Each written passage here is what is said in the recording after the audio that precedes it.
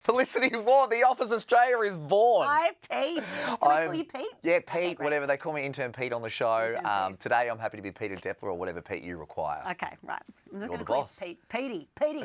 This is great. I have been...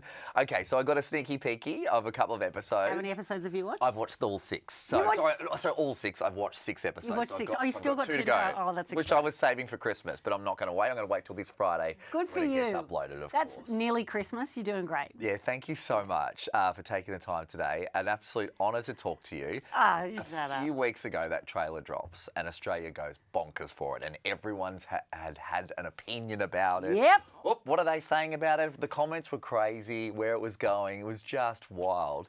For someone that filmed everything already, you see the trailer drop. How do you feel knowing trailer's meant to drop, it's going to go?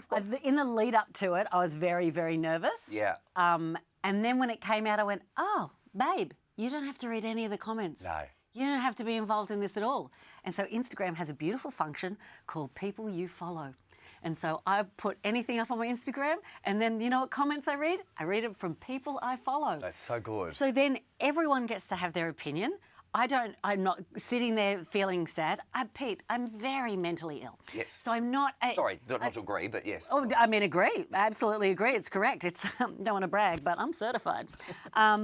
So I am not... it is not a sensible thing for me to do to read, and I can't censor the internet, and people should have their opinions, and if they want to leave comments, they can. Yeah, exactly. I want to go to the beginning because I want to know about the process, how a phone call, an idea, someone spotted you, Stephen Merchant, Ricky Gervais. How did you land this amazing gig? How the fuck did you get it? It's great. This is great. Oh, mate. And when people see this, by the way, they're going to lose their minds. The performance that you do is incredible. I'm not sucking up your ass here. I'm just an You can. strategy. You absolutely can. No, that would be a different video altogether. It would cause us major issues PR-wise. Also available for that video. No. No. How did it happen? How did you get this role? It happened like any other job that I get, where you get an email from your agent and they're like, hey, you don't get the email that says, hey, they're remaking The Office. I've got that email. I'm like, that's a move. Yeah. Okay. And then it's like, it's a female boss. I'm like, oh, okay. I suppose that's a reason to do something different with it. Yeah. And then I audition, and then you get the audition, and then you get a call back, and then it's like it was very much like any other audition, and I think that they auditioned most of Australia to get the part, so I didn't assume for a second that I would get it.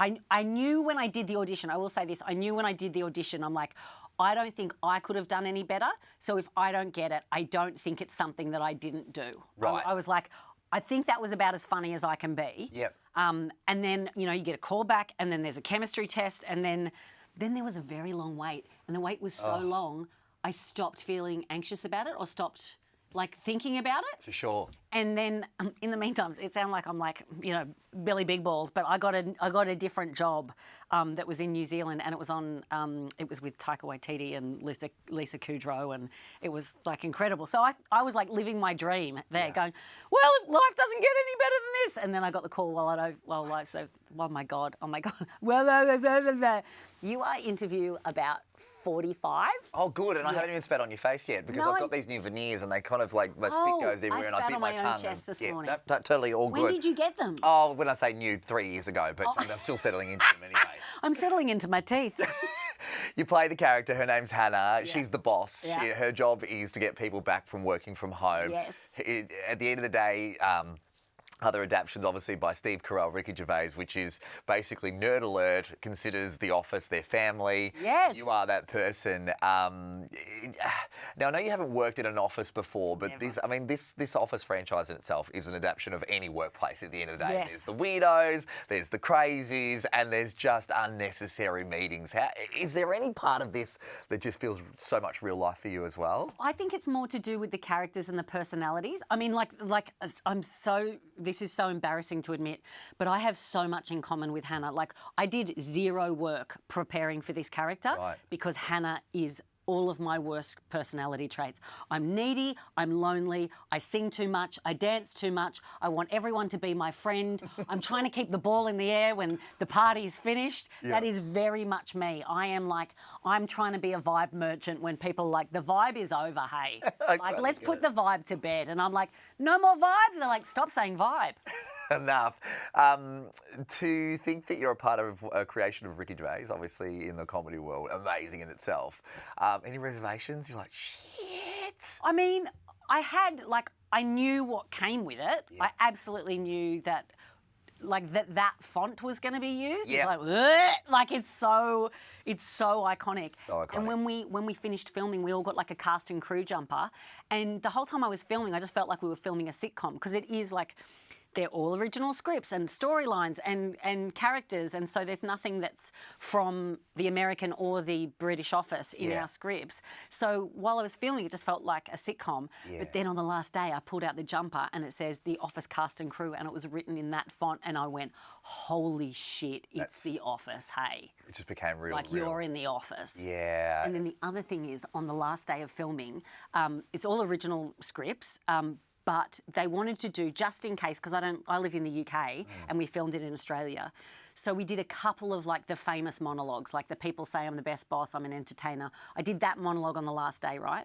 I had never seen an episode of The American Office. Oh, you hadn't at all? Ever. Stop it. So I get back to the UK, a couple of days after I get back, I put on the TV, and you know how on some streamers, they have a snippet of the show that they want to advertise that day? Yeah. And I turn on the TV, and it's fucking Steve Carell, and he looks down the barrel and says, people say I'm the best boss, I'm an entertainer. And I was like, oh my God, I'm doing that. Yeah, wow. So it's just little bits where I become aware of what what I've done. You'll start seeing it more. What have you done? What have you done? It's just amazing. I know in the US version, Greg Daniels was an incredible director, and he would make the cast come in like an hour early, basically, and actually physically sit at the desk. Now, I heard that on the set in Western Sydney that the computers were real computers, the phones worked, they could treat them as normal. Was there any of that sort of stuff that the directors here did with you guys to make it that real and authenticness? Yeah, Jackie Van Beek. Jackie Van Beek did exactly the same thing. She was the setup director. She directed 4 of the episodes as well. And we had 2 weeks of rehearsal. And I remember one day we just sat there for like 15 minutes. And she's like, you have to work in an office. So you're just going to work in an office. So we're all like typing up inventories and like filling out forms going, I don't know anything about paper margins. But she just kept reminding us, she's like, this isn't a TV show, this is a documentary. Yeah. So you need to look like you work in an office. It's not a performance. This is just, you're being filmed while you work in an office. It's always fun to pretend you're a fast typer in front of other people as well when you're not really, and you're like... Oh, I know. It makes me want to have fingernails. Yeah, absolutely. Just do that. In reception, what you want? Yeah. You know what I mean? I'm just like, sorry, I've just got a very important... Actually, that's one of the scenes where I'm like, sorry, it's one of the first scenes, actually. It is. Where I'm fake typing. I can see you typing it there. I knew you were fake. I was like, you're not even spelling words there, I mean, how dare you? I'm a very confident... Sorry, that's called acting, though, isn't it, at the end of the day? Oh, can I tell you something else that I just remembered that I wanted to say about Jackie? Jackie did this amazing thing where... in the beginning, she was like, trying to get everyone to like stare down the barrel for looks, because that's part of the style of it. Yep. And she gave me the best note. She goes, you're not looking at the camera for like reassurance. She goes, Hannah thinks that she is performing to millions of fans. Wow. Okay, so that was the angle with that. For me, so every time like I looked at the camera, if I was in trouble or something, like if I was getting caught out, I'd be looking at the camera going like, don't worry, I've got this. Like, don't worry, millions of fans.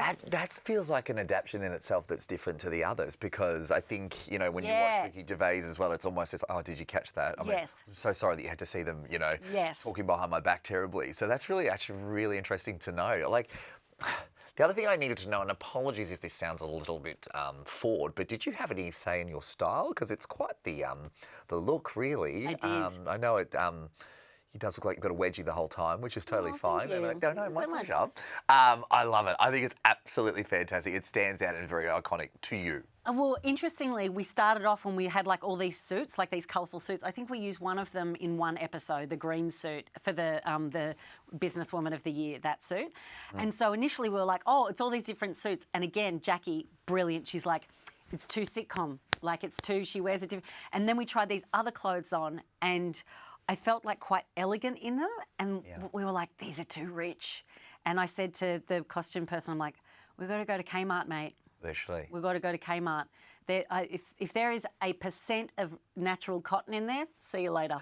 Isn't that great? Yeah, I do not want a breathable fabric for a second. And so Demir, who's the amazing costume head of costume, he brought back all of these shirts that were like, the button stretches there and they're high waisted. I was also I was like 10 kilos heavier then. Someone said, "Did you do that for the role?" I'm like, no, I did that for myself. I've just happened to lost weight through, I don't know, stress and stand-up comedy, I think. But so with the pajama day, for example, the shorts are too short and my tits look unruly, and I was like, that's what it has to be. Like it can't be flattering. Yeah. Because she wouldn't have something flattering. She'd have something where you had to, keep jiggling yourself. Sure. Because it's a documentary too. Because people don't have perfectly fitting clothes. And that's the genius of the show. At the end of the day, is we forget it's a doc. We forget it's not. Well, you know what I'm trying to say. The hope. Is this The a show hope or is is that this? you forget. You do. You get caught up in the moment, and watching these episodes. It's been nailed perfectly. It really has. Right down to the fine details of the place the directors took, the producers, everything that's been done, and obviously yourself and the cast, which is just amazing. I guess I want to ask, like the American one, they went for so many seasons as well, and let's fingers crossed Australia does as well. Please. Please. Yes, absolutely. From time to time, Steve Carell directed a couple of episodes as well, and we're not here to take other people's jobs or anything like that. But, do you ever think there'll be an opportunity for you, if this continues on and becomes an institution, which it will, would you like an opportunity to direct an episode yourself? Yeah, I always think about directing. I feel like I don't have any skill. But I do you know what? So sometimes during comedy festivals, I DJ. Now, technically, I'm very bad. But I play excellent music, I can crossfade, and I dance. And people have a great time. I feel like that is the approach that I would take to directing. I would know what is funny, and I think I would be good at directing other actors. But I wouldn't know where to have a camera, but that's what the DOP is for, I suppose. Yeah, gotcha. You've given us an incredible insight today on what's going on set and how things are working. I listened to a podcast called The Office Ladies, and I'm absolutely obsessed how they've broken down every single episode. As soon as The Office Australia was coming out and you were in, I was like, oh my God, guys, hey, did you hear there's an Office Australia? I can't wait for you guys to see it as blah, blah, blah, blah, blah. Please do that podcast with them if you can, please, please. Do you not know? I don't know. Okay. So a friend of mine, Beck Hill, she's a comic in the UK. She does a podcast about the TV show called Emily in Paris. Yes. She does it with a guy called Sam, who's the producer on The Office Ladies. So there's like a pipeline, right? Right. So they knew about it, and then Beck would say to me, you should get in touch with them, you should get in touch with them. I have low self-esteem. So I'm like, I'm not going to get in touch with them because how embarrassing if they just don't reply or they're like, don't contact me again, right? Anyway, you know how you can follow people on Instagram, but it doesn't necessarily show them on your algorithm? Yeah. About 3 weeks ago, Jenna Fisher comes up. She's never come up on my feed before. She comes up, and it might be all the fucking office chat. Anyway, I went, you know what, I'm just going to DM her. Like, she won't reply. I've DM'd Julia Louis-Dreyfus before because I'm in love with her. Anyway, and I'm like, hello, I'm Felicity Ward. I'm an absolute piece of shit. You won't know that in Australia they're remaking The Office, blah, blah, blah. She writes back. Stop it. And she said, I never check my DMs. I'm never on Instagram. I'm so glad that I caught you. We are so excited about The Office. We're all rooting for you. Yes. There's room in the Office world for 1,000 spin-offs. We can't wait to see it. Here is my email address. Email me immediately. I email her. She writes back. I know. She's just an angel. So we're figuring out when I can do the podcast. Well, hurry up, because it's really good. I mean, I know you're busy you're talking to me at the moment. I've got to talk to you, Pete. Obviously, all that sort of stuff. You're the only interview I'm doing. Did you know that? Oh, thank you so much. I feel like I've got nothing but 19,000 exclusives then. Honestly, thank you for taking the time today. We're so excited. Australia's rooting for you. This goes live on Friday. If you're watching this after Friday, it's live now, obviously. All 8 episodes. On Prime Video, which is exciting. We're all fingers crossed for a season 2. Just before we leave you, are you excited for feedback from Australia? Are you ready? I know you didn't read the comments about the trailer. Are you mentally ready for that? Not at all. No. I'll be staying away from that. I will be asking my friends and family, you lie to my face. Absolutely. I don't care if you enjoyed it or not. You tell me you're proud of me and and you loved it so much, and they're the people that I'm going to listen to. I don't think they'll be lying at all. And then we'll Felicity. pop on something else. We'll pop on the rain sounds on calm.com and we tune out. Absolutely, absolutely. Well, thank you so much for taking time. It's an absolute honour. I'm just absolutely in God. awe with what you've created. Pete, thank you so much. I'm so glad you enjoyed it. I love when fans of the show enjoy this show. Absolutely. And thank you. that's happened a couple of times, so that's a real treat. That's great. Yeah. Awesome. Felicity, high five. Thank you. High five. So nice to meet you. Awesome.